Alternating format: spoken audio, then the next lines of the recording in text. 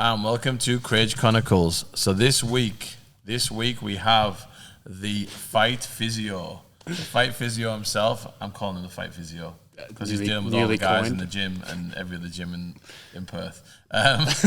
But here, Luke the Preez, welcome. Oh, thanks for having me. James, you all right? Back again. Back again. Stoked to be here. He's so stoked, yeah. He's got to get warmed up a little bit. Just been doing a bit of filming, haven't we? So, Yep. but, yeah, now he's all exhausted and all tired. So, Yeah. how we Big doing? night last night. We had a big night. We had the grading last night. We had the jiu-jitsu grading. So it's always a big night. It's always organising. It's a bit of a nightmare. And then getting it going, once it's done, it's really good. It's good to get everyone in and see everyone training together. It's brilliant. But, yeah, it's a lot of work. And then I've got to be up early at 6 a.m. on a Friday morning. So you working today, Luke? I did. Yeah. A few clients in. A few clients. A few jiu-jitsu guys. So tell us a little bit about yourself, Luke. Where do you work?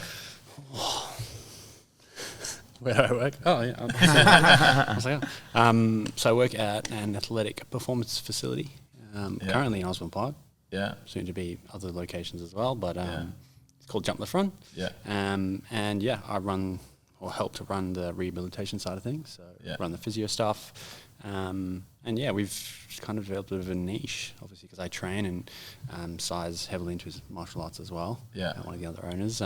So it seems like, yeah, I've physioed originally at a few ADCC events in Jiu-jitsu, Perth yeah.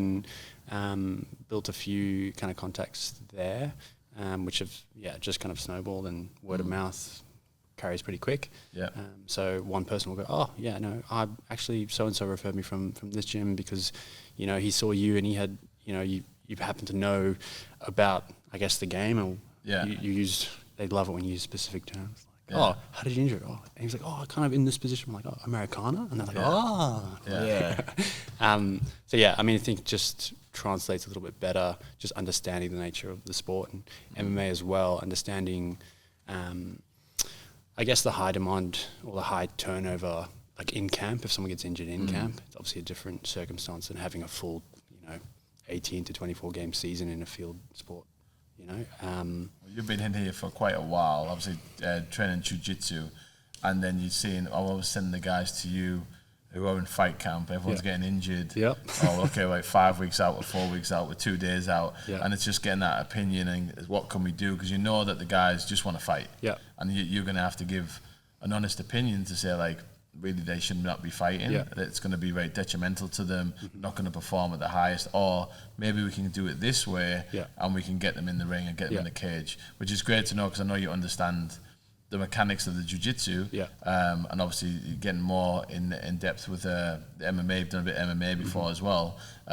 so that's really good to pass them over to yourselves. Yeah. It's definitely a tough conversation. Yeah. But I'm also always kind of cognizant of long-term implications of sending someone in there if they're early in their career with a potentially devastating injury, because a lot of people are going to fight injured anyway. Like, it's rare that you'll go into an MMA fight after a 6 to 8 week camp of just being brutalized by Steve Walton without an injury or something going on. A niggle or something, It's always something. Just come a little bit closer to the mic. Sure. Thanks. So we can hear your beautiful voice. Oh, Yeah. nice to meet Steve. Yeah. Yeah, I think with obviously training for fight camps and stuff, I don't think I've ever fought or competed where I wasn't injured. I always had some type of injury. There's a niggle in my shoulder or my knee or my elbow or something. But you usually work around it, but there's got to be that point where the physio or the doctor has to say, you go to a normal doctor that said, just take 6 weeks off. Yeah. Just take 6 weeks off. Oh, I've got to fight in 3 weeks. Nah, No. Take 6 weeks off. Yeah. And they don't understand that you've been training so long, and how it depends on what level you're at as well. And you finally get an amateur fight, or you've had a number of amateur fights, you come into the amateur career, you're a pro fighter, I'm actually making money from doing this, and I want to be able to get in there and just, can I get in there and be able to perform, and then afterwards, then maybe take some time to rehab, and then obviously I'm a big component now of like prehab now before like everything else, because like the more I'm getting older, when I was younger, it was like fighting and then trying to even look a certain way. You want to look like the way you look when you're fighting and stuff, like aesthetically as well. But now, obviously not now I don't care. But now I just want to be able to do stuff where I can train. Yeah. If I can't train anymore, then it affects everything else mentally. And it affects all sorts of stuff. So if you can't train, I just want to be able. Okay, how can I sort of all my training is like preventative now? You're looking for that longevity now. Yeah, it's like more important than anything else. It's just to be able to stay here. You see people like flame out all the time. Like they might be an absolute world beater, and then it's like, where are they now? Well, if they didn't look after themselves or make the right choices, they can be going as hard and doing as well as they want. And then, if you can outlast and keep going, you just want to be able to keep training. And then, like you said about the doctors, they're always just going to give you that. You need to be able to trust someone to say, if you go and compete or fight, there's a chance that it's going to be catastrophic and you're going to need surgery. Yeah. Or they go, look, you're not going to make it really any worse and you can deal with it afterwards. You want to know, like, it's just going to be pain. Yeah. The pain's going to be there. You're not going to make it any worse. And then they've got to make the decision and go, okay, I probably can compete. I can, like, suck it up and compete. Get through that day. And or is it like, if I do this, it's going to tear it more, or it's going to do this, or you're not going to be able to move like you should be able to move as well. And I think I always find it hard with the age of the people who do like mostly MMA and jiu-jitsu, because I know what I was like when I was in my late teens to 20s. You could tell me all the logical stuff in the world, and I'm not going to listen to you, and I'm going to go, yeah, cool, bro, I'm still going to fight, I'm still going to do this. So you have to, as I said, as an older coach now, and like you self-coaching, it's like being able to tell someone straight and go, okay, you got to listen to me, because otherwise you don't listen to my advice, it's going to get like a lot worse, and you're not going to be able to perform, and you're going to have to do that as a physio. And we need someone that we're confident to send people to, who are going to actually tell them straight, and not like, okay, don't do any more, don't baby him, you know what I mean? Like, it's like somewhere in the middle. You've got to be with the fighters. It's a grey area. Yeah, I reckon. And that goes in most sports, especially at a high level. You've got stakeholder pressure to actually push people back early. Yeah. I've heard of cases of people just being pushed, and not that the company doesn't care for them, but obviously they want results, and that, like, investment opportunity, everything is contingent on the team getting results. If you've got your best player, using and pooling all resources to get this person back as soon as possible, sometimes it could be to the detriment of that individual. But I think just the landscape in MMA, I mean, there's so many levels you can kind of talk about. You could talk about, I guess, the culture behind the expectation of pain, because that's what it is. Like, in the sport, you're just pushing through pain a lot. Yeah. So even then is the willingness to actually seek out the help, because it's like, oh, this is just part of camp. Like, oh, I've got bruising, I've got swelling in my knee. That's just part of camp. That's what I go through. I think a toughness thing though as well. Like, you've seen when I'm training the guys, someone's like twisted something over here, their knee, their ankle, whatever, or they're saying, what is it? I'm trying to find out straight away, are you clashed knees? Or did you twist your knee? Okay, I can push through. It's like, I'm more safer now. I'm like, just sit out. Sit out for 5 minutes. And you're gonna know how it is. And then when you cool down tonight and you wake up tomorrow, you're definitely gonna know. Yeah. So it's like, I'd rather be airing them of caution, so the guys know now. And I go, what is it? What's the matter? Yeah. Oh, we just clash knees together. Yeah. All right, cool. Just get back up. Let's go. Yeah. You know what I mean? Like, half the time you're gonna be fine. It's more like, oh, he landed on me and I twist my ankle. And my knee's gone this way. That's why we've got to be like, okay, maybe sit out. Yeah. Let's just be careful. You're gonna miss 30 minutes of training. Yeah. And then if it's all good, then you can come back in. But we need to know how bad that is, you know? Yeah. And I'm pretty big on, I mean, even early identification, like right after it's happened, it's sometimes quite difficult to tell, because everything's going to feel a bit out of whack. Yeah. Like, I remember I did my MCL on the mat, and I've done my LCL, and immediately after, I went through some self checks, and I was like, oh, it feels okay. I can kind of, and I kept rolling. And the next day I woke up and I was just swollen. Yeah. So even then I was like, oh, okay. So I'm not where I thought I was at. Yeah. Because you're instinctively, you're warm first of all, and then everything just kind of tenses up. Your nervous system tries to protect that area, and so you probably feel like a bit more. You might feel a bit more guarding through the area. I've definitely tried to test athletes before, immediately after, and you almost get a bit of an inaccurate result, because their whole body's just kind of on edge, kind of compensating almost. What's your thoughts on, again, I got a few questions myself, and there's people messaged in with questions as well. But just with what's your thought? I know what my thought is about it, but what's your thought on applying ice straight away? I think there's a bit of a... two schools of thought in terms of the research world and practice. I think some people are very anti-ice because they're like, oh, well, inflammation is kind of part of the healing process. I think early inflammation is probably a good diagnostic tool as well. But whether or not ice actually makes a massive difference to swelling is, I think it's got negligible difference. Do you think it's just the more it feels nice? Like, it's just going numb, like it's just feeling a bit better? Because the guys often, like, sometimes they do something in here and I go, oh, get me the ice. I'm like, well, I get it for you. Yeah. But, like, I don't know how it's going to be beneficial for you. Other than that, a little bit, feels a bit better because it's going numb. Well, it can just reduce, it's good for pain, but less so for swelling. Yeah. I think other than that, it's a strategy for that person. There's a sense of control. Like, oh, this is something I can actively do something to help manage it, to put my best foot forward. That's what I do. Yeah. Someone gets hurt, it doesn't even matter what's wrong with them, I'm just getting Someone gets hurt, you run down this end and go and grab me and go, Steve, can you deal with this? And like, get up. Yeah. Do you want that blue belt? Get up. Walk it off. Shake it off. He just walks away. Like, I like it. Sorry. I'll just pass out if it's bad enough. So. Yeah, it's just, again, people want to have something, as soon as they injure themselves, they go, oh, I want something that I can just do this. It just feels like you're doing something. Like, but I suppose, and I do, I get it for them, and if they want to have it on. But, like, then they ask me, what do you think? What do you think, Steve? What do you think it is? I don't know, I'm not physio. I'm not a doctor. I have to do a whole checklist of stuff, which I don't know what I'm doing. I can give a basic guess of what I think it is, because from just doing years and years of training and being injured lots and lots of times. So I've had and that. Saying stuff. I think it might be this. And usually 9 times out of 10, I'm pretty right. But, like, sometimes I am wrong. You know, and I'm like, same. Get back on your ankle, it's like broken or something. No, I think, early diagnosis, you probably can fall short a little bit, just in terms of how people initially present and that initial shock value of having been injured or gone through something until they kind of get their story straight, or you can actually see it happen.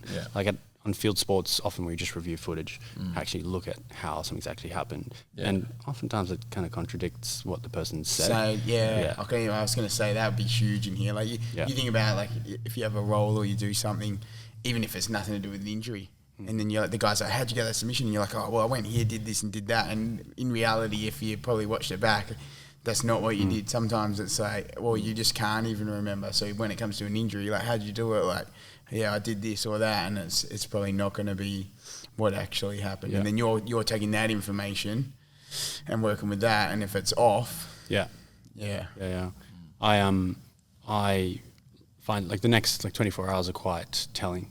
Get a lot more information of kind of what's going on. Some things just won't swell as much or whatever it might be.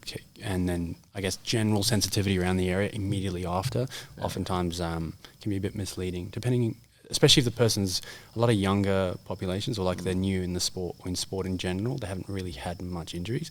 Like, I think I may have injured someone on the mat a while ago. Like, I think he was like 16.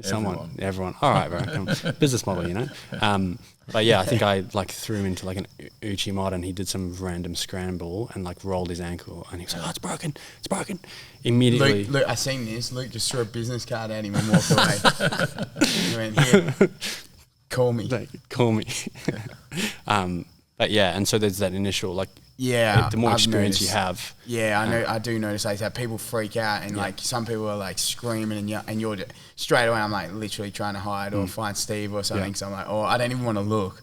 I'm like, oh, like, I don't even want to look. They go that, like, you think it's really bad, and then you get over there, and then they're like, oh, you know, and I'm like, oh, you got to carry this guy off, and then literally 5 minutes later, they're like, oh, no, I'm good. It happens all the time. It depends on the person. Like, some of the guys, girls in here are tough, so tough, and I'm training them, like, to not show any, like, so as much pain with them in the fight, and it's really tough.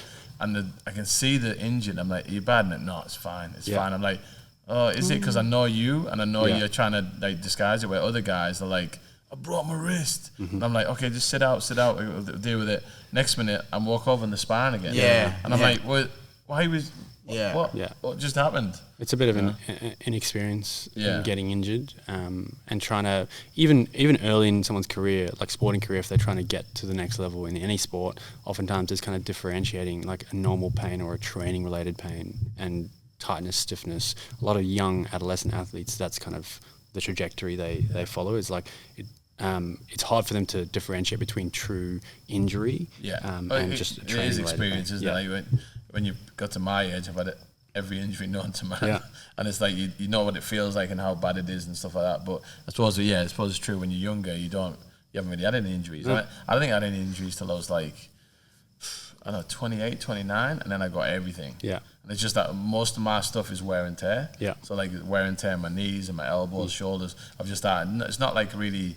I've had a couple of injuries where I've been thrown, and I did my supraspinatus. I tore that at the back. Big words. Yeah. Okay. I think it's something to do with your leg. No, I'm joking. I got it on my back off the throw, and then I couldn't even like open a car door. Yeah. I was lifting my drink, my usual morning tea with it like that, you know. I couldn't do a lot with my arm. But most of it's wear and tear. Yeah. Most of the stuff like you get cartilage damage, things like that. So, but when the guys come over and they have injuries and they've done like a bad injury, you can usually tell. You can usually tell like, oh, this feels unstable. This doesn't feel good when I'm moving this way. It's like, okay, you're starting to learn some stuff. Yeah. Again, I always say, stop, doctors, physio, or if you're in, I'll shout you over. Yeah. Mid-session. Oh. Yeah. But I like it. Like I'm the opposite of James. I won't run. I feel like, run from the injuries. Yeah. Yeah. Just like if it's really bad and someone's like screaming, I almost like I not enjoy it, but I mean, my role, I find... Just sees dollar signs. That's what I'm hearing. He's like, I enjoy it. I see dollar signs. I enjoy being that, like, almost a comfort to that person as well. Because this is a time when like they're shocked, their nerve system's kind of going alert. And I can just be that calm voice that kind of just reassures them or gives them a bit of an action plan going forward. So it's not just about that ice, but it's the same premise. Like, if I can give you something to kind of go away with an action plan and next steps and give you a bit of reassurance, it often dulls that kind of blow to the ego and that rumination on what's the next thing that's going to happen, what's the worst case scenario that comes from this. Okay, well, I've got a plan. We won't worry until we can like figure that out. Yeah, I think the reinsurance thing, I'm pretty calm when anything happens. I've seen so many injuries in fights. I've seen so many injuries in the gym. We are very safe in here, but like you do get now. It's a combat sport, and you do see stuff. And I try and keep everyone calm and make sure you don't go into shock. Yeah. Like everything else is very nice, and then you always get someone coming over and go, "Oh my God, look at that!" And you're like, "Oh no!" And the guy's like, "Oh." Yeah. It's like you just got to keep them as calm as possible. Yeah. So, but yeah, it's good to have that experience, but yeah, when you're younger, as I was saying before, like you're gonna struggle a little bit, like knowing what real pain is in certain aspects if you haven't done a lot of sport when you're younger. Do you like? Do you reckon it affects you at all seeing heaps of injuries now, say from sports? Like, does it make you be more, guarded in your training, or just freak out a bit more? Like you see things that can happen and you go, "Oh, that could happen to anybody. Like that could happen to me."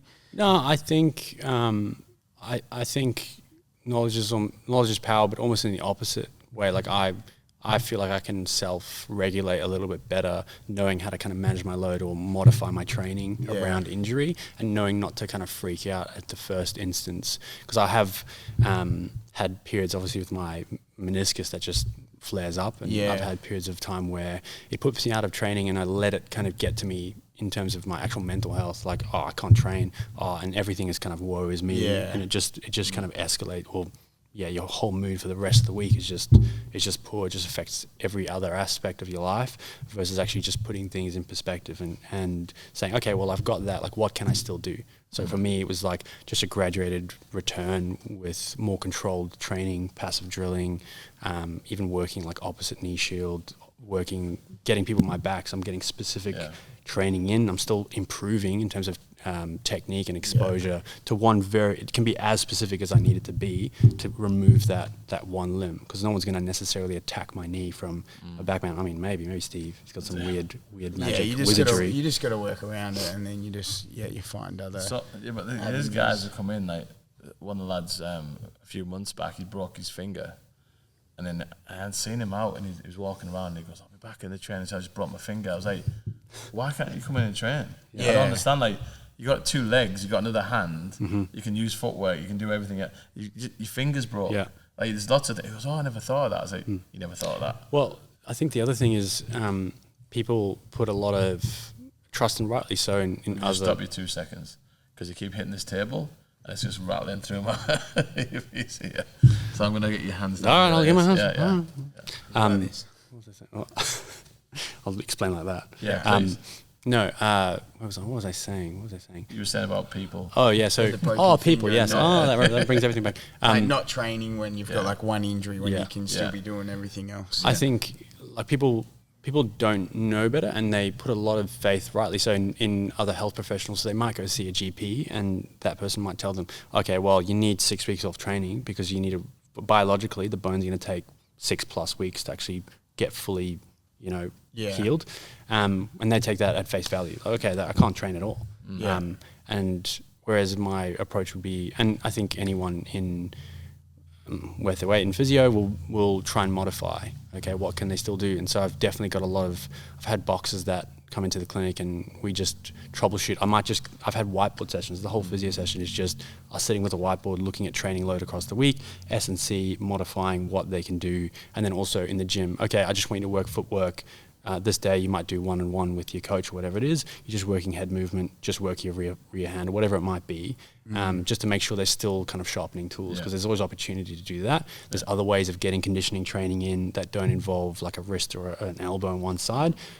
So I think it's beneficial even in training camp. I think I've definitely even had people in camp that have a few weeks left that we just modify their load, still get conditioning, and they're able to cut weight still, and they sharpen certain aspects of the game, and just kind of, it allows that tissue time to get as good as it's going to get pre-fight, bar any like long-term complications, but it's always going to be even in fight camp, I know I'm going off track a bit, but it's always going to be a shared decision, which should be a shared decision around, like, I'll inform them on these are the implications, like from a career perspective. And I think it gets more complicated the higher up you go and the more professional you go, because their livelihood is... It's more detrimental, the choices you make. It can be bigger. Like you got a pro fight and you've gone to a certain level. Yeah.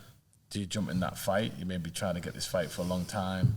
This could take you to a different promotion or whatever. And then, if you're going to do this, it's going to be not good for you. It's going to be bad. And it's that decision you're going to make, because you're going to get injured in the fight anyway, and you could get injured badly. But going in with an injury, you need to know how bad that's going to be before you step in that cage. What are the possible outcomes of that? Is it going to be so detrimental, especially if you're a pro, that it might affect, like, I think people can be quite concerned with their record or whatever it might be. Like, on any good day I'll beat that guy, but I'm held back.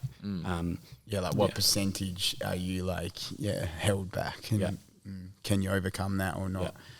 I think like you were saying about the injuries, it made me think of Lachlan Giles. I think he's a physio. Yeah, he is. He's got a PhD. And I think he just recently, he dislocated his thumb, and then the next day he was back rolling.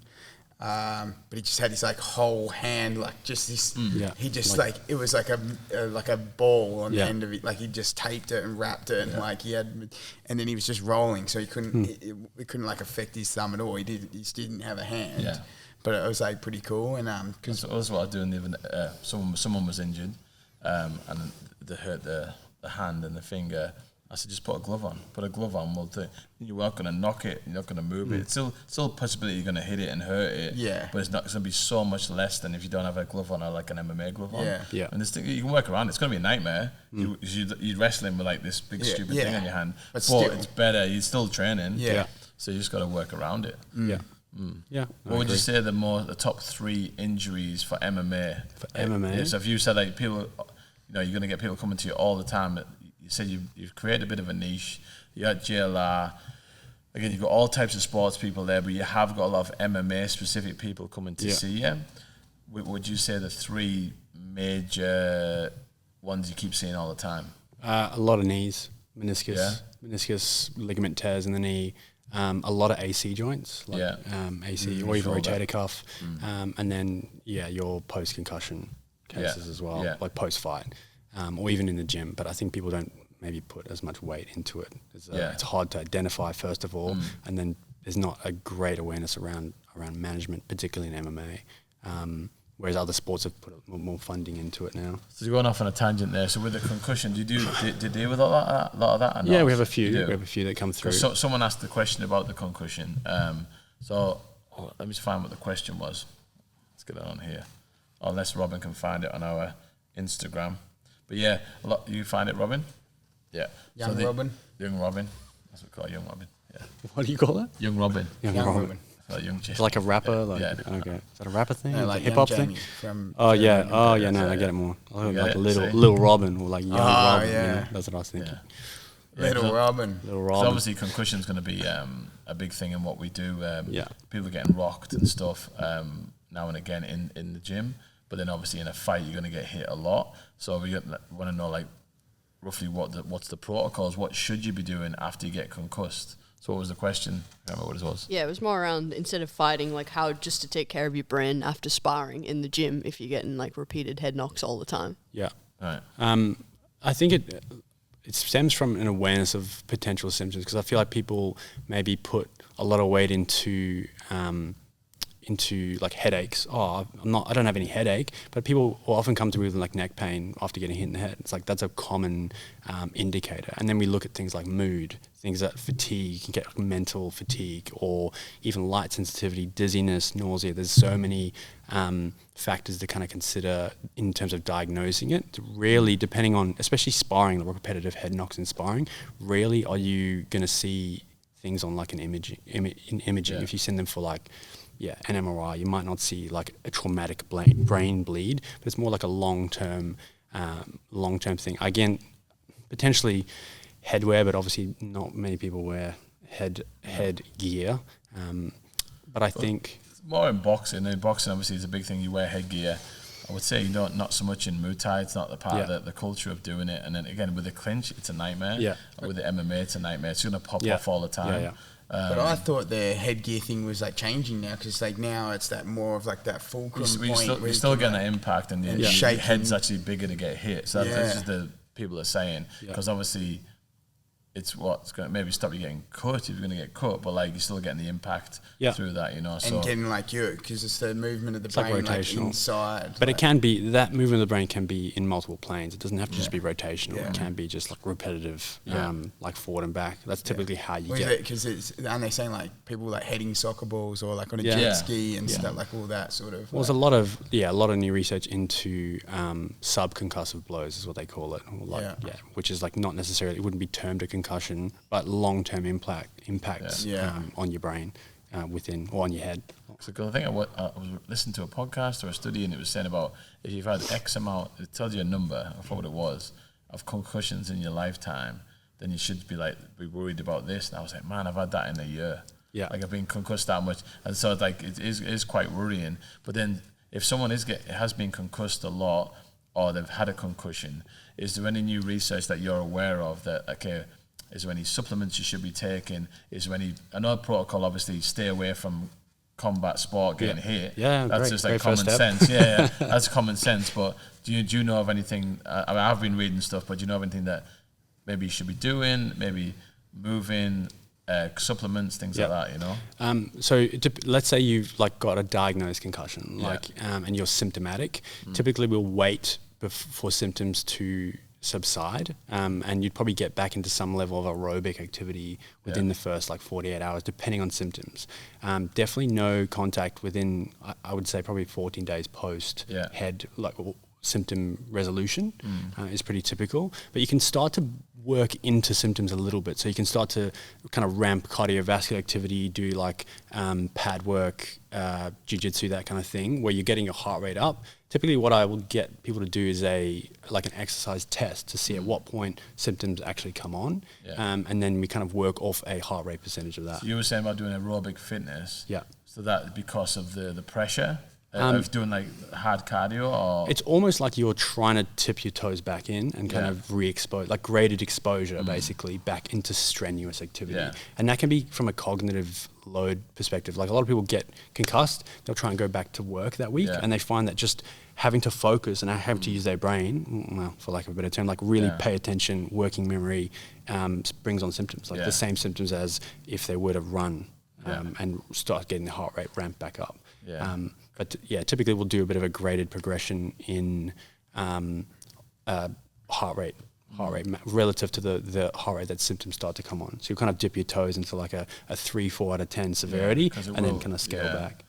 Because I mean, I've had a concussion a lot of times, and you've been rocked and stuff. And I know when I've had it bad, like I felt sick. I felt nauseous. I thought I was going to vomit. This was like maybe to a week afterwards. I couldn't look at bright lights.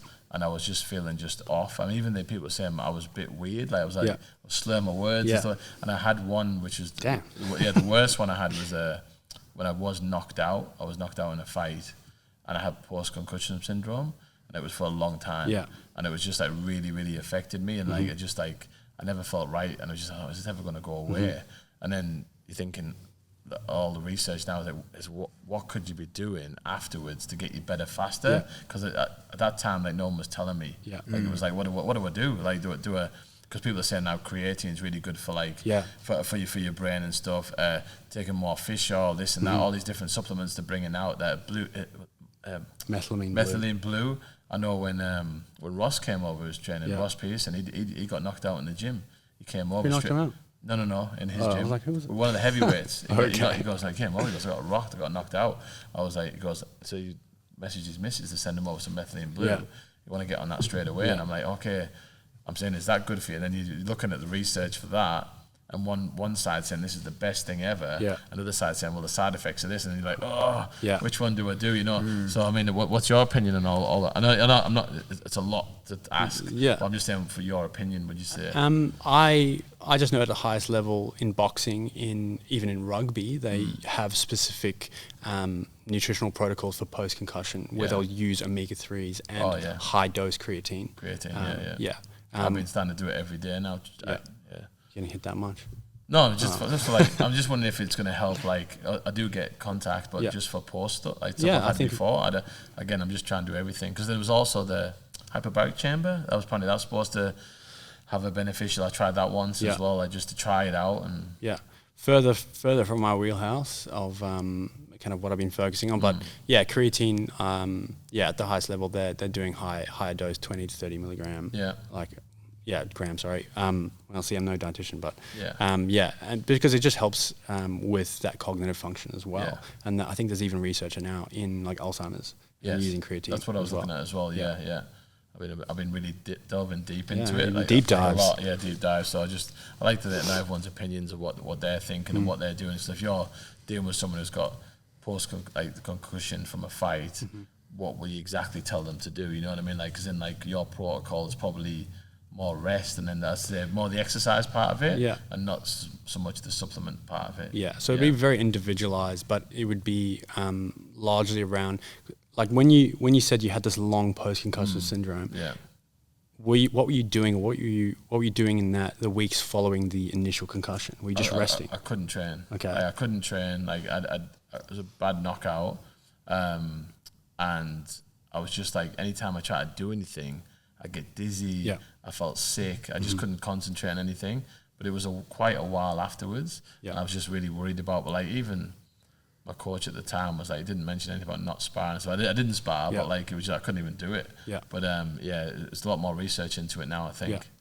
I would say, like, you can not infinitely, but you can regress to the point of like focusing for 10 minutes and then relax. Take your mind off things. Even that was hard. Like focus on 2 minutes. Something. Whatever. Like we can. It was hard, like to not feel queasy. But then it would be like, how far are we pushing into the symptom? Are we trying like? Because I mean, you said, I couldn't train, but for you or for the average athlete, they come to see me like, I can't train. What does training mean to you? Does it mean my normal training?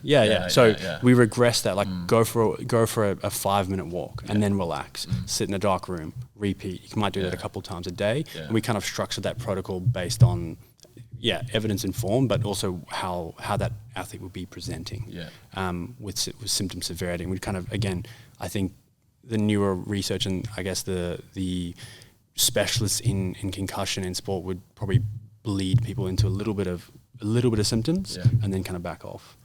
I know, I'm sorry, bro. Tapping that table, man. Is it just me hearing that? ADHD. I can hear. It's like ding, ding, ding, ding, ding. In your ears. You can't hear that? You can hear. I can hear that. But just when someone's listening to it, it's like crazy. Sorry. That's cool. Cushions are such a big thing, obviously, in our sport, and the more hydration as well. Hey? Hydration. That's when the knockout I was telling you about. I cut a stupid amount of weight in a short amount of time, and I lost. It was just like a lot of water on the same day, and even then, on the actual night of the fight, I was asleep backstage.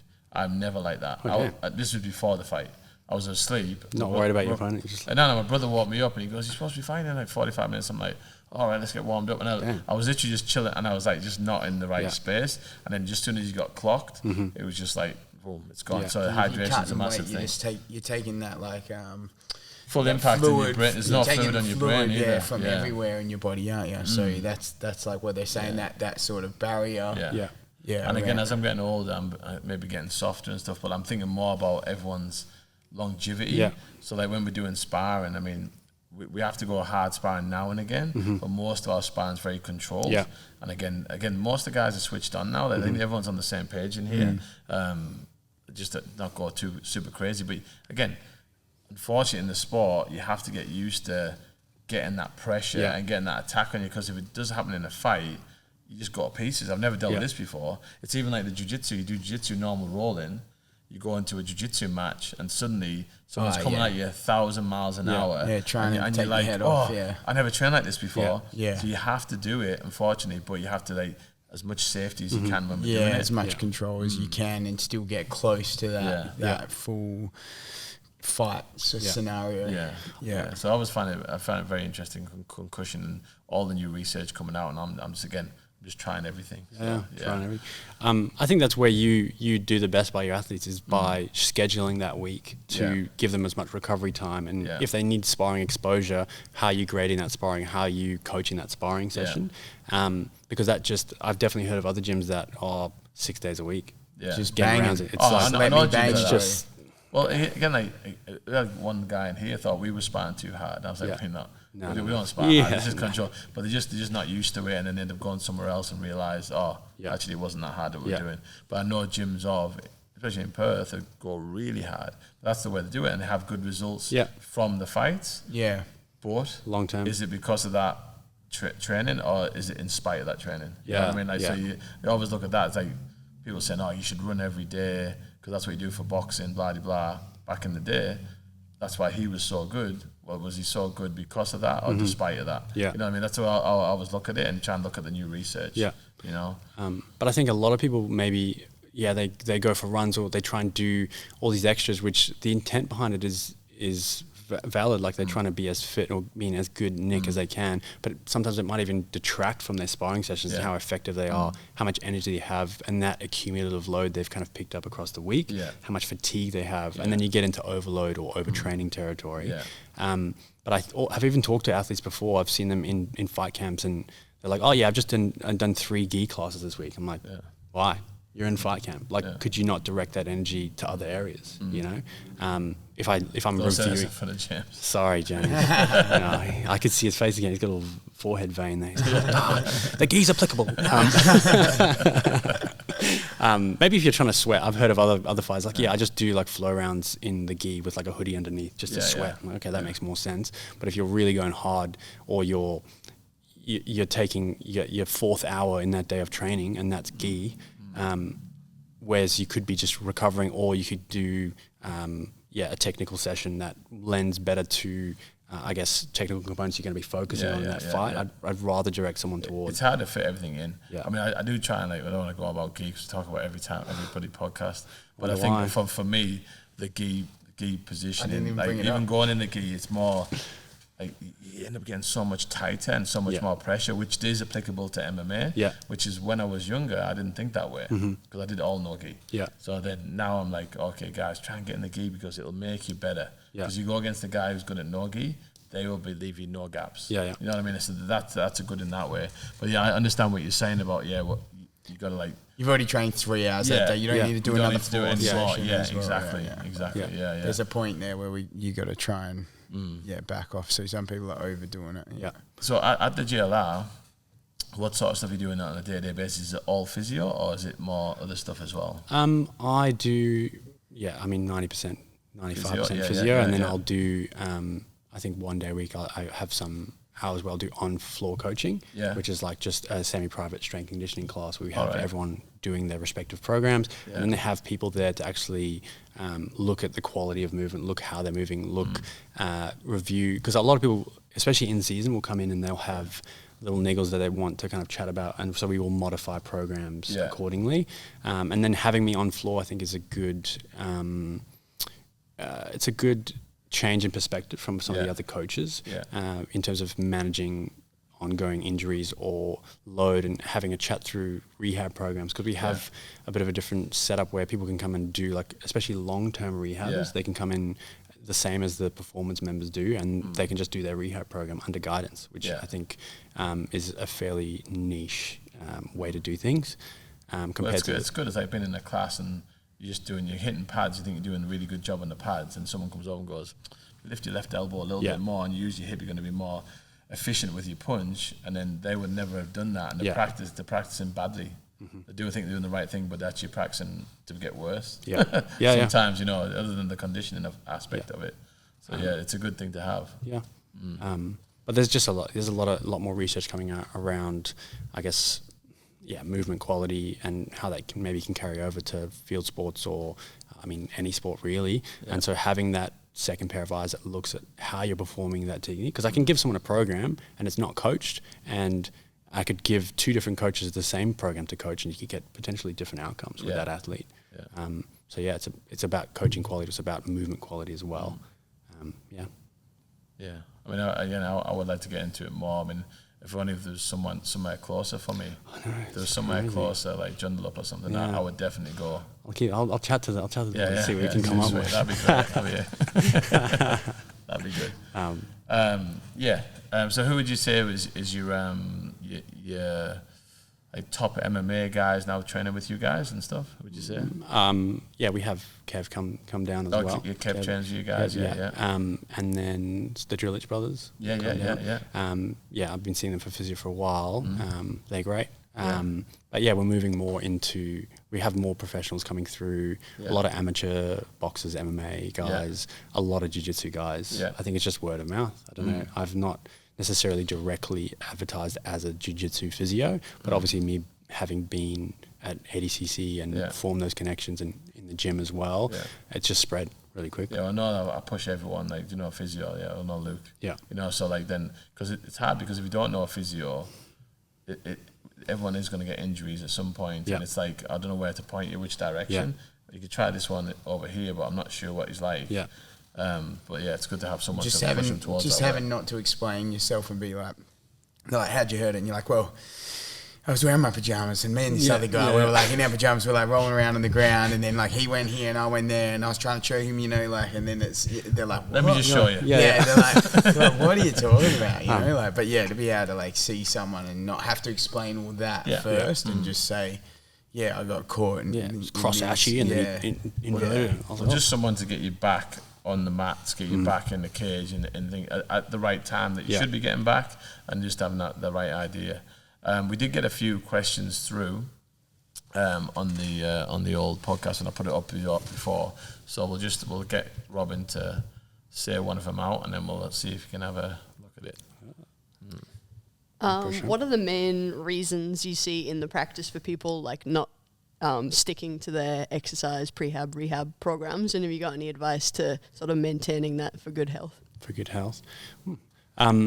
I think it's multifactorial. I think how that program and the necessity for that program is communicated with like a client that comes in. If you have someone that comes in and they're giving you all these flags that are important to them, but you're not really addressing it, you're not going to get buy into that program.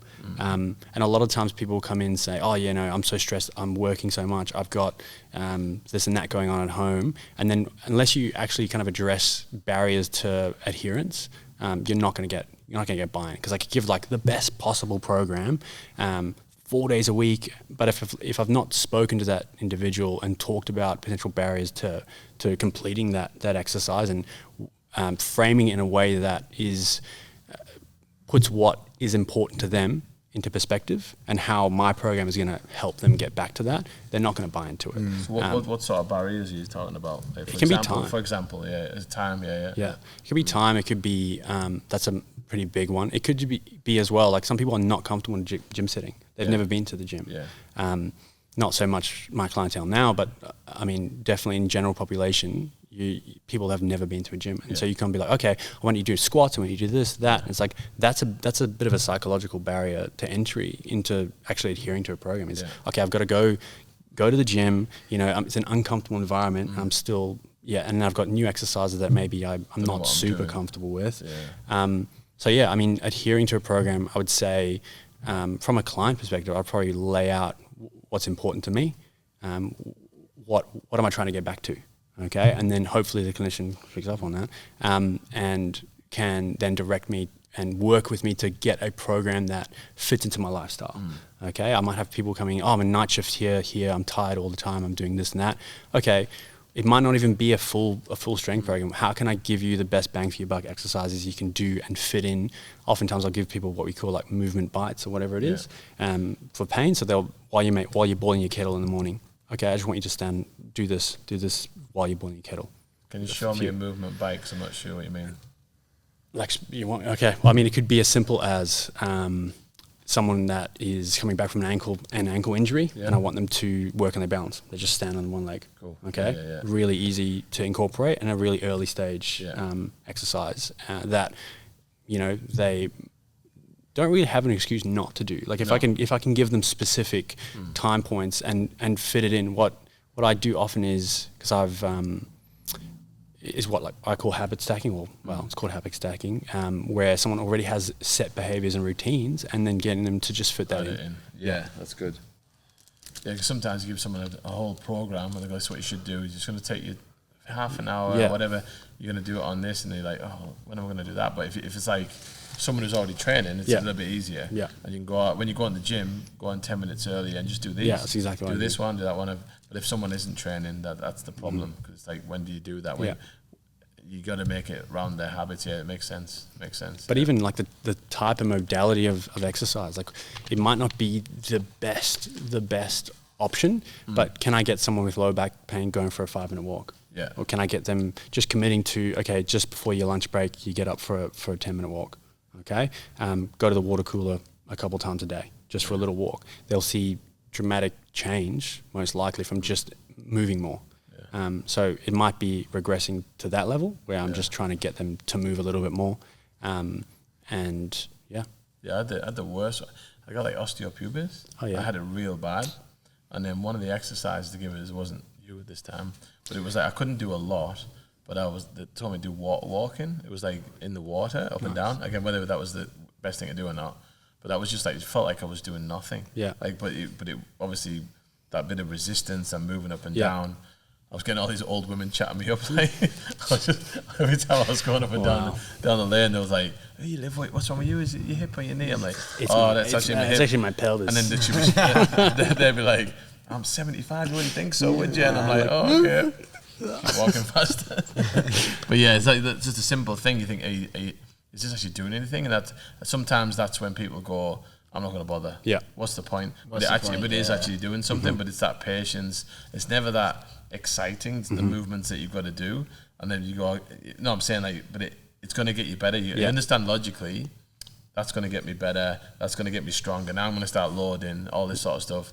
But then most people are like, "Oh, but I want to roll. Yeah, I want to get back to sparring because that's really fun." And it's hard to stop yourself doing that. I think it's acknowledging that and setting that as a key goal, because that person's obviously made it very evident that that's what's most important to them, and that's what they want to get out of the program. Then sitting with them and actually action planning the next few weeks. And that's where I would get a little whiteboard out, or in an email after, just send them through, this is the proposed plan for getting you back. We might go from a really controlled setting, like maybe they've coming back from a knee injury and we're getting back on the mat. You might start with just passive drilling, these positions only. This is your warm-up, and then next week you might progress to some light flow rolls from specific positions, et cetera, et cetera. So you get more chaotic, more demand under duress, and eventually they're back rolling. So I think rolling's the hardest. Rolling and sparring, because someone else is doing something else at the same time, and their resistance and strength is going to change, and the tempo is going to change, and you're going to change direction, and it's really hard to keep it. It's very, very hard sport. Yeah, I think it's really easy for the person to just be like, you know, 1 minute they're like, "Okay, I'm just going to drill tonight," and then the next minute they're like rolling, and then I'll jump in a bit. Happened the other night. Andrew was like, "All right, I'm coming back," because he's like, he did something to his hip. He's like, "I'm coming back. I'm just drilling tonight." I'm like, "Yeah, cool, no worries. Just come and drill." And then the next thing I know is like time to roll, and then I'm like, "What? Hold on, he's about to roll." Yeah, and then he goes, "Oh, I'm just going to do one. I'll just do one and see how I go." And I'm like, "Oh, okay." He's like, just one, that's it. And then next minute it's on his second one, then he's on his third one. You know, that's so easy for that to happen. You kind of have to like set your boundaries before you start and then just sort of stick to it, don't you? I think you have to just be like, right, that's it, I'm not. I mean, I even did it last night because I've got like a little bit of a niggle injury at the moment, and I was like, it was grading last night, and I was like, I'm not rolling, like I'm not going to roll in the Shark Tank. And then as soon as the Shark Tank started, I stayed back for a beer, and then I was like, I'll just jump in another one. It's just so fun. Yeah. And then before I just wait until they're very tired. Yeah, that's how I kind of did. Like I managed. I did better than what I normally would do. Like I did hang back for a beer, and then I went in, and then I would like sit one out, and then I would jump back in. Whereas normally I'd just be like, boom, boom, boom, every one. But at least I made it that far. Like, so you're getting a bit smarter. I think that's understanding the sport from my perspective is the majority of people that maybe are drawn to MMA have and get involved into the level where they're actually fighting amateur and into the pros is like they have a certain mindset. It warrants that. And so you're almost trying to tell them what they can do rather than what they can't. Whereas, and even knowing the athlete, if it's a different sport, knowing someone that you have to pace and have that conversation with, that's just about kind of how you develop that relationship with that person and knowing, okay, this person's going to want to push the pace. I've got to give them some really actionable things that they can do that keep them kind of bought in, because otherwise they're just going to fall off. Yeah, definitely. What's the next one, young Robin? What about for like athletes, just habits and stuff that they can implement to either like prevent injuries or to like prolong careers? It's like a big question, isn't it? It's broad, but I mean, we can chat about some stuff. I think acknowledging that your 1%ers, your ice baths, your sauna is not necessarily going to be the be all and end all to prevent injury. It's your healthy lifestyle comes from a lot of good sleep, good nutrition, and then managing your training load. Those are the biggest three things you can do for your body. And then over time, you'll get to know your body. You'll get to the point where you can kind of understand, okay, I'm a bit overtrained. Like I can maybe auto-regulate or kind of take a step back. But yeah, I mean, it's a broad question. It's a broad answer.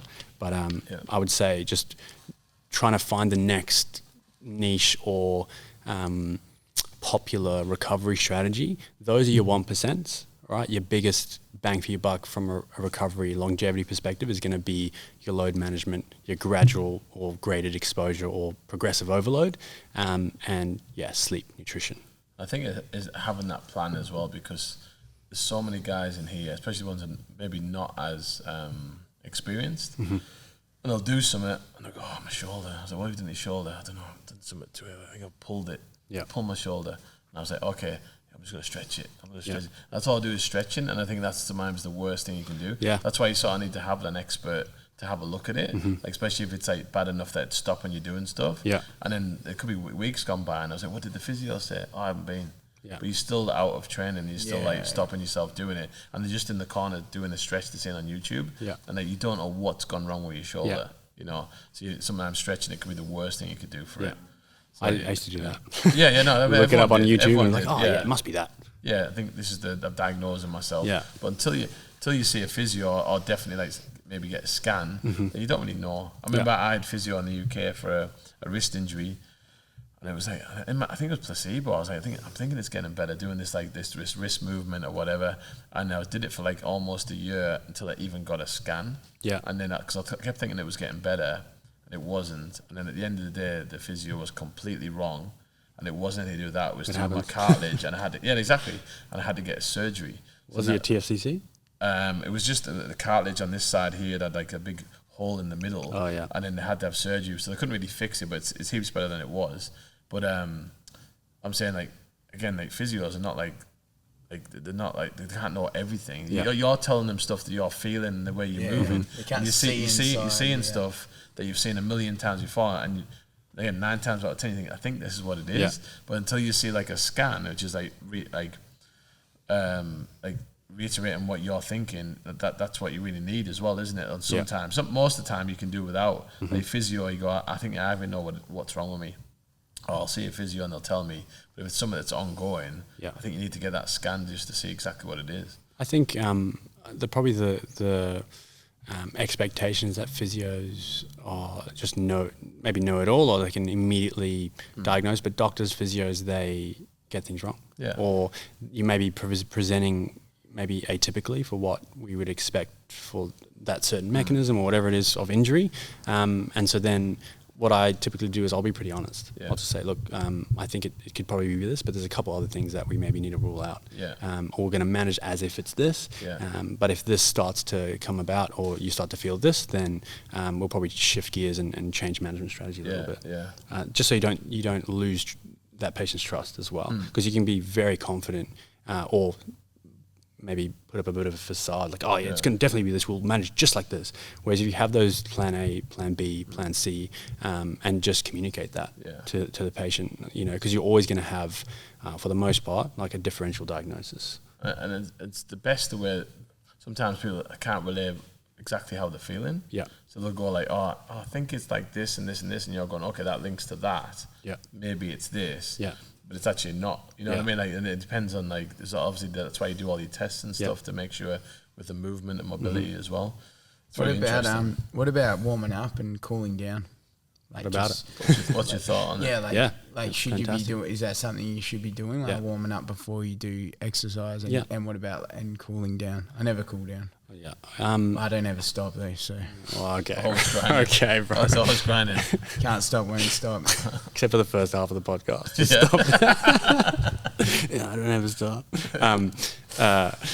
I think it's beneficial. I think cooling down, that's a good time to actually, if you don't have time to get your mobility stuff in, I think it's a good time to incorporate that. But warming up for sure, getting everything kind of moving. You can kind of prime your nervous system almost as well to kind of compete. And at the highest level, they may have even a gym session on the same day as a game. To just prime the nervous system for performance. So there's, in the whole warm-up sphere of research, there's been evolutions to the point now where I've definitely seen elite sports professionals and teams that are lifting really heavy, and to the public eye that would look almost contradictory, but it actually has such an effect on just on performance that it's kind of a no-brainer. I mean, I know Steve and I think the same thing. Like before, say competing in jiu-jitsu or whatever, like we try and get like for the warm up, I want to feel like I've had like 1 or 2 rolls. I've already done like 10 minutes of like rolling. So you don't perform your best when you like just walk out there and then we notice like as coaches, guys don't necessarily like that. I mean, it's not going to be for everyone, but they don't like it. They don't want to feel tired before they're about to go out and compete. Yeah, and it is like, I mean, that's bringing in adrenaline and stress hormones as well, because like, you're going out and I'm going to do a warm up. And the last thing you want to do is a warm up because you're like, my legs are sore, I'm tired, I'm fatigued already, I'm hitting the pads. But you need to get that blowout done, and you need to get the muscles firing. So when someone grabs hold of you, it's not like a shock, and you're just ready to go. And that's because you're like in jiu-jitsu, the second match is better, right? So usually you do your first match, second match, it's all out your system, and you're ready to go, and you're sort of primed. So to me, it's like you got to have a good warm up to do that, you know. So that's what you're saying. Like now they're doing in sports, like by doing that heavy lifting or whatever, they're kind of like getting that.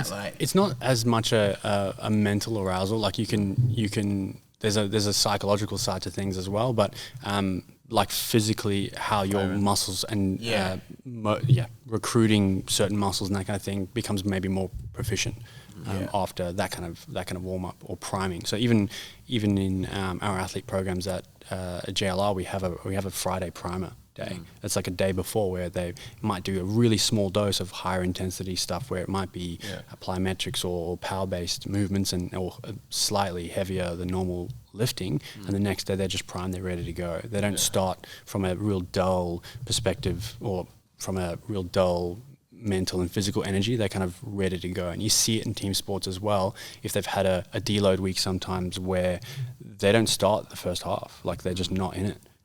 As soon as they've had a Thursday night off, amateurs, they might have a Thursday or a Friday off, and they're just not in the same mental space, not in that same, I guess, they're not as energetic. When they hit the field, it takes them a quarter or whatever it is to actually ramp up into their 100%. Kind of game day energy. Yeah, definitely. I think it's a big thing to it. It's trying to get through to people that just that you do need to start firing up and like get the muscles working and moving and doing what we're going to be doing later on. You know what I mean? Yeah, it's really good thought process. Was there any more questions on there, Robin? The last one was just around neck injuries, obviously fairly common in contact and combat sports. Anything to do to help prevent or... Oh yeah, was someone asked about bridging, weren't there? Yeah. What's the thoughts on the wrestling bridge? Yeah. I assume they're talking about like a wrestling, like a bridge, because I saw it. I was like, oh, bridging. So I think a lot of people see, especially with social media, they see, oh, this professional's doing that kind of movement for their neck. Oh, they're doing a full neck bridge, and then they go and they try that. Maybe not the best. We kind of want to start from a bit of a regressed position and start to load the neck. If you're going to load it in isolation, you've got to come from a point well behind like a full neck bridge, because it can be quite taxing and kind of almost overload the area. I think if you can build into and grade progression into a neck bridge, I think it's a fantastic way to actually strengthen the neck, which we think is a good, almost preventative measure against concussion. And also if you have a thick neck in jiu-jitsu, I think it's not the worst thing. So you can actually like get a jacked neck. Yeah, a jacked neck. Heard it here first. So terminology coined by how's Jack's got a neck on him, doesn't he? Bloody like a head like a fly. And it's hard to choke him, you know. Yeah. But also even thinking about, where do we go to break posture? We started at the head, the shortest the longest level. They have to actually produce a lot, and it's really taxing. You see at the highest level in grappling, repetitive collar tying, just tiring out the opponent and then waiting for that opportunity. And then if you've got a really strong neck and you've got a really strong posterior chain, you're probably less likely to fatigue as easily. You can probably better cope with the onslaught of collar tying and that kind of thing. So those wrestling bridges, they'd be like right down, like there's heaps of stuff you can do before that, for sure. Strengthening your neck. Yeah, we even start with just, I've had people just on the ground, like, how we do our yes, no's, maybes. That's a good... even that, you do them and you're like... Yeah, you're fatigued. And then the same people want to do neck bridges with their full body weight and, they've got barely 2 points of contact on the ground. But I mean, at the highest level, they've progressed. They progress to like all kinds of loaded, and a lot of rugby players do it as well, especially like your front row. They'll do a lot of neck specific strengthening stuff in every plane, like they're moving. I just rotation. Do booty specific stuff for my booty. Yeah. Nice. They do more, mate. Steve knows you slapped it this morning. I did. Okay, guys. Heard his hand. My hand fell there. Did it? Wow. Heard his hand. Wow. Chunky.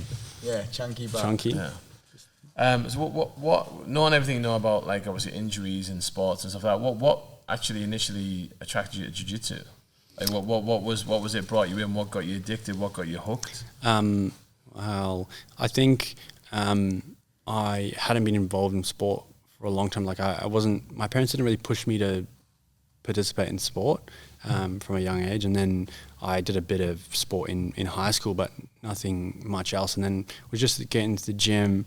A lot of it was like a self-confidence thing as well. Like I was and still am, probably have quite a high anxiety, but I used to have really severe social anxiety.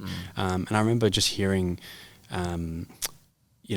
it's got really popular. So everyone under the sun's talking about it, celebrities, obviously your Joe Rogans, etc. Everyone is talking about how it's, I guess, changed their life or whatever it might be. And so I was like, I'll give it a try. Like I've seen this place in Joondalup, it's close to home. I'll give it a try. I didn't know anyone, obviously walked in, it was intimidating.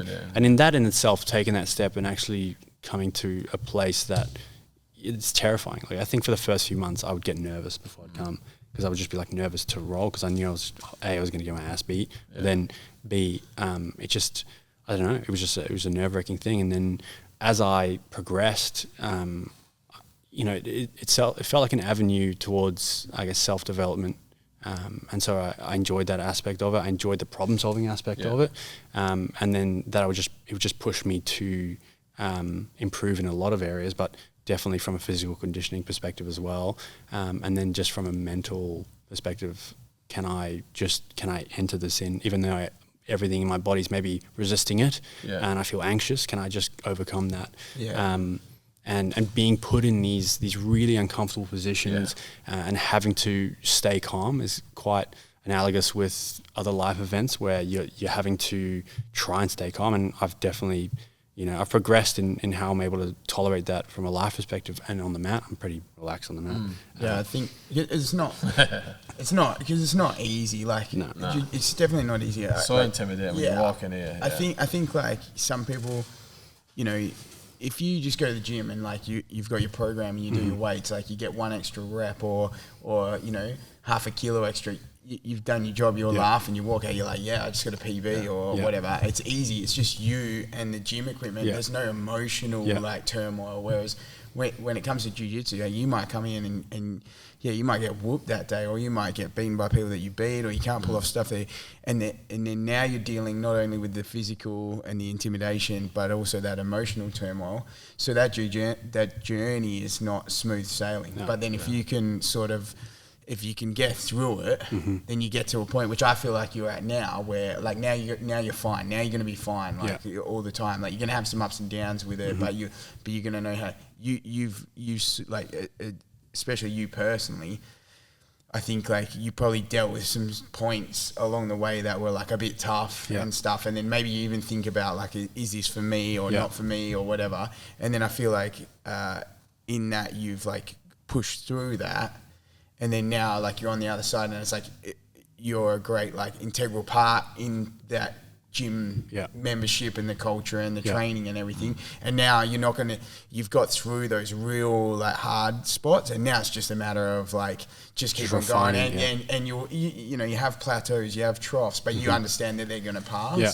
But, so I think that, like, about you personally in your time in jiu-jitsu, like, you're saying, like, you deal with all of these things, and that's what's tough about jiu-jitsu. So it's not always just going to be, like, fun. Yeah. No. And but if you can find your way through, you're going to grow so much from it on the other side, and you're just going to get through that adversity, which is going to then help you in the outside world. So if you can persevere through that. I think it's the challenging part of it. It's the best about jiu-jitsu. That is challenging, because you will come in. Sometimes I feel great today. Yeah. And then you're like, oh my God, I'm getting smashed. Like, what's happening here? You know what I mean? But the challenge of doing it is what makes it just so much more worthwhile. Yeah. And it is super fun once you get into it. You're almost mid at jiu-jitsu now as well. Eh? You're almost thanks, bro. You're getting close to just being that mid level. Steve doesn't get it. You know what mid means, eh? He's got his daughter's his hip with it. I saw the last podcast. I didn't know Kevin grilling me on the latest TikTok lingo over here. Oh, he's here. Oh, yeah. He's mid. What's him? What is him? What does that mean? It's the man. Me. No. Oh, right. Is it? Okay. It's definitely the man. You're the man. Yeah, if you're him, you're like... Yeah, you're him. Yeah, the man. Yeah. And purple belt's mid.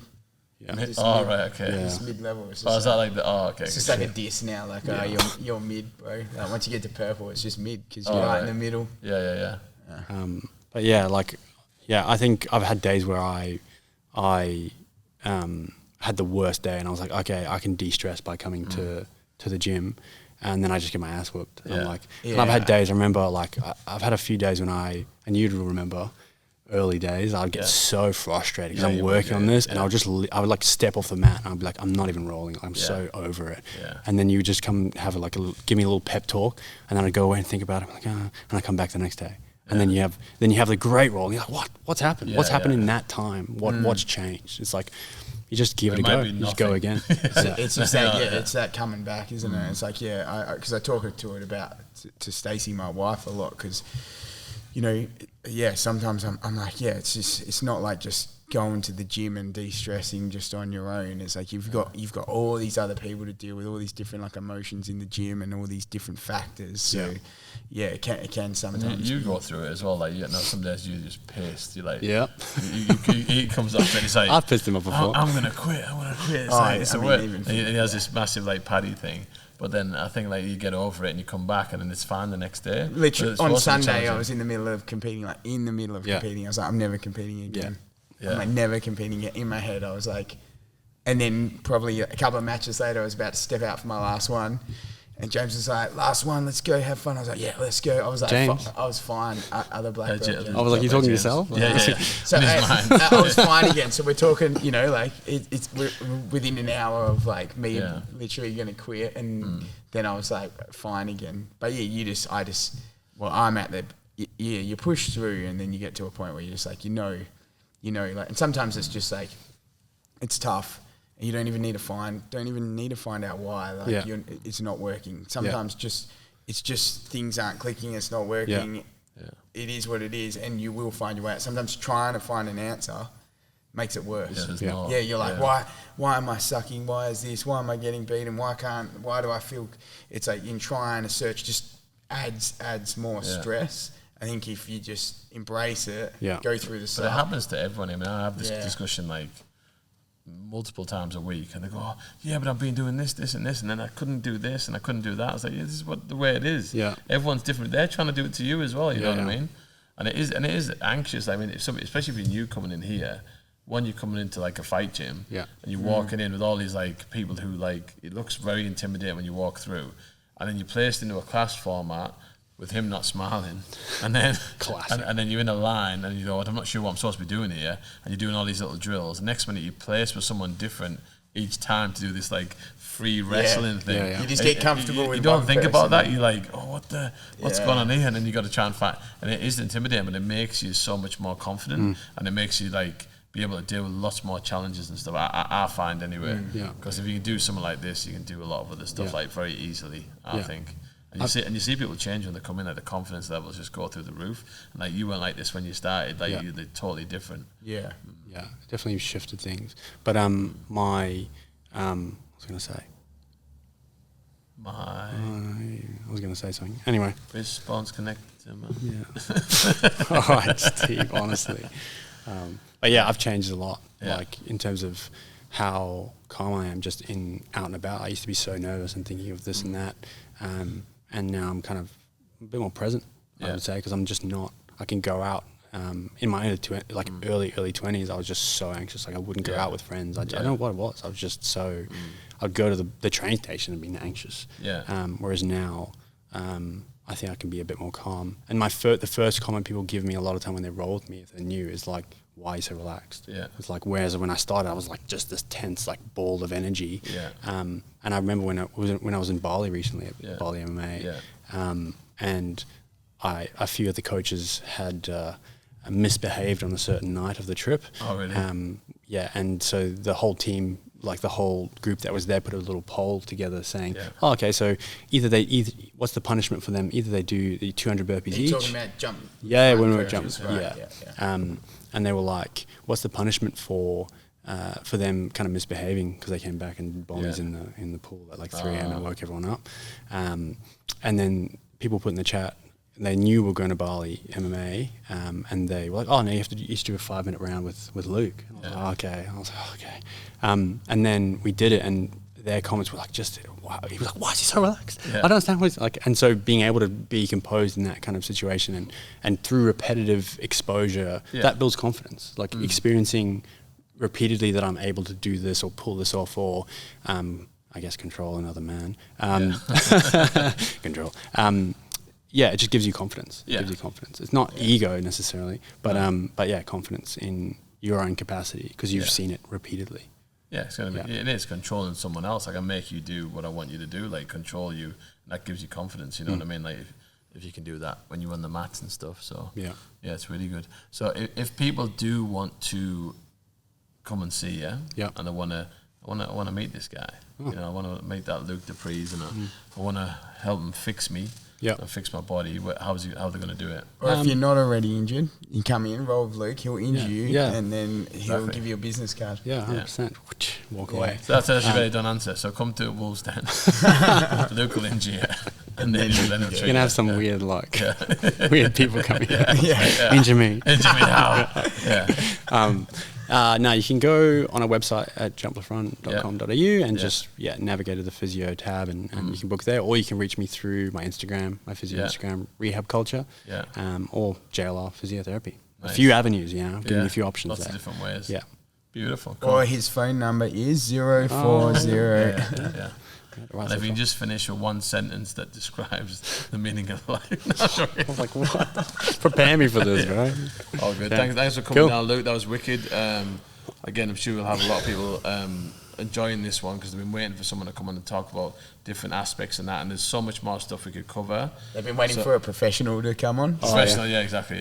In something. So we might get you in the future as well, to go through certain actual certain injuries or whatever wants to talk, whatever wants to talk I'd be about. keen. Cool. Thank you very much. Cheers for coming on. Cool. Horse. Bye.